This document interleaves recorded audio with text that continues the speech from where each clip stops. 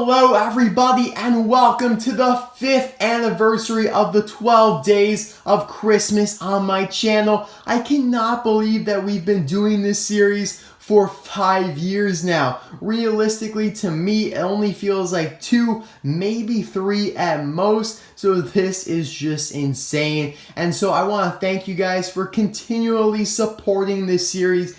Every year you guys give it tons of support, suggesting the cars for me to review, because if you don't know, all of the cars I review for the 12 days of Christmas are viewer suggested, viewer recommended, and that's what we're going to do this year as well. However, I did do it a little bit differently. Usually I do a day 0 where I set up the rules and everything, but that is just such fluff in my opinion. Now, you guys can just suggest whatever you want from 2018. That is all I gotta say. And I did do this suggestion on my Instagram page, so you can follow that in the description below for updates and stuff like that on my videos. It's kind of a nice little page I post like when new cars are coming out and some other info.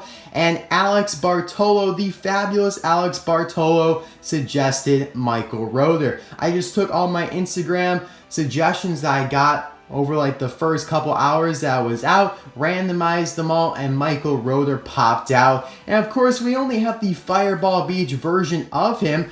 The actual version will be coming as a single or maybe in a 2-pack, but it will be coming next year and in a big 11-pack, which is kind of sad because, you know, they're enticing you to buy a whole nother 11-pack just to get the regular version of Michael Rotor. But personally, I'll probably just wait for the single or 2-pack, however he does end up coming out, because he will next year some point. So I would recommend for everybody to wait. But for the time being, we're going to just pretend that this is snowy Michael Rotor. This is just like the Christmas version of him, right guys? Yeah, it's not sand, no beach. What are you talking about? This is the alpine skiing version of Michael Rotor.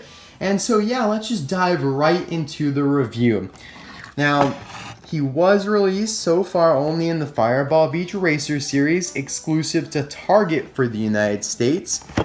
In other countries like Australia, they may be found elsewhere, like I believe Big W sells them in Australia. There have been 2 waves of these so far, the first one including all of these pretty much, and then the second one adding on Rich Mixon and Luigi and Guido. The third wave will add on Conrad Camber and Richie Gunzit, who is the next-gen Gaspin racer. Now, I also have the Zeen stock cars. Of course, Ryan Shields from Cars 1 and Buck Bearingley from Cars 3. This is the legacy here. Looks pretty sweet, but there are no team members for Zeen as of yet. No pitties, no crew chief, no hauler. There was going to be a hauler release for Ryan in 2010, but it was canceled. However, stay alert on my channel over the next couple weeks because I will be reviewing a custom from Jim Scavenger of the Zeen hauler, and it's probably one of the best customs he's ever done. So definitely keep an eye out for that. But you can definitely see how he has evolved, or the branding has evolved, I should say.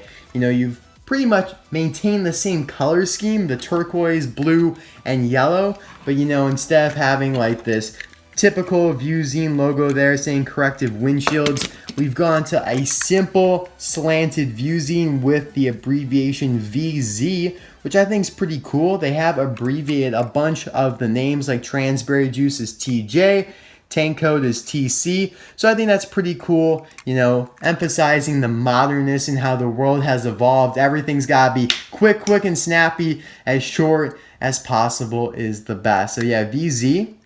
Now, one thing I did not mention about him in my review in the Fireball Beach video, link in the description below for that, is that he shares a very similar hood pattern to Barry DePedal, the RPM Next Gen, and the fact that they have this arch basically on their hood. Barry's is a little bit thicker, but you can kind of see that, you know, they pretty much share that design there, which, you know, it's kind of interesting, something that I wanted to point out. So, of course, he does have snow, right? Snow on his tires, totally snow. So you can't really see the contingency sponsors, but they are the Piston Cup, Synergy, Combustor, and Carbon Cyber. There is Zeen again, VZ, but you have the snow upsplash covering it. 39, I like how they, combine like the 3 with like these 2 lines. I think it looks pretty cool and modern. View Zeen, when I think of that, it makes me think of, like something really slick and sharp, like something like, I don't know how to explain it, but like, wow, like that kind of sound. And this emphasizes that. I don't know if that made any sense, but that's just what I think of, that sound. Wow. On the roof here, we have 39 with the roof flaps. Window bars on a snowy window. Snowy, right?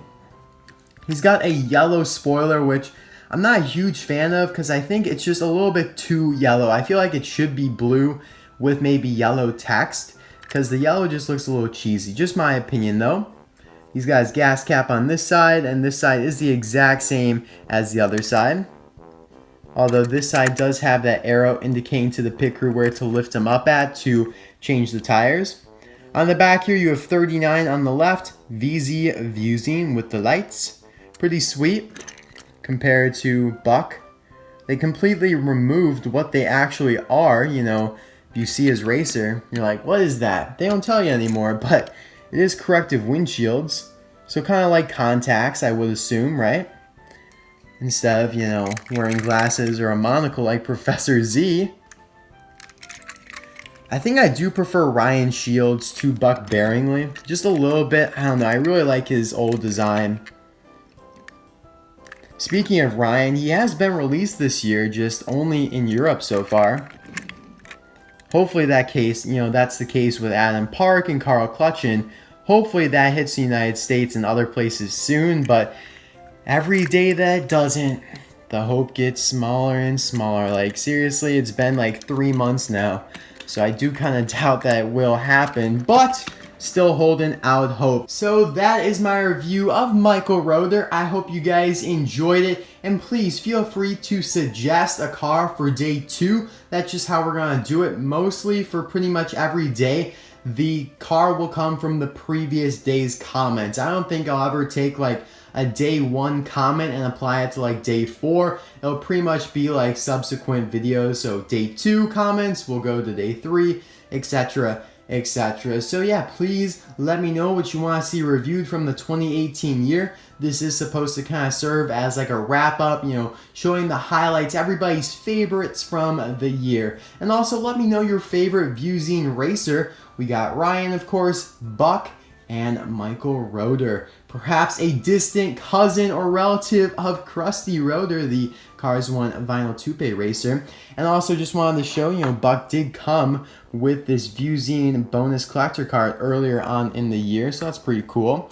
And if you guys didn't know this, I have changed my way I'm recording. I'm actually recording this in 1060p at 60 frames per second, which is double what it used to be. However, the quality is no longer going to be optimized to 4K, and I decided it was probably the best decision because not all devices even offer 4K, so I'm only really doing that for a small fraction of the people who watch my videos, whereas 60 frames per second should be available to everyone regardless of the platform. So that's why like my hand moves so much quicker, and it just looks a lot smoother, and it's able to control like how the light looks as well, much better. No more like glares or shining lights, stuff like that, where it looks a little grody.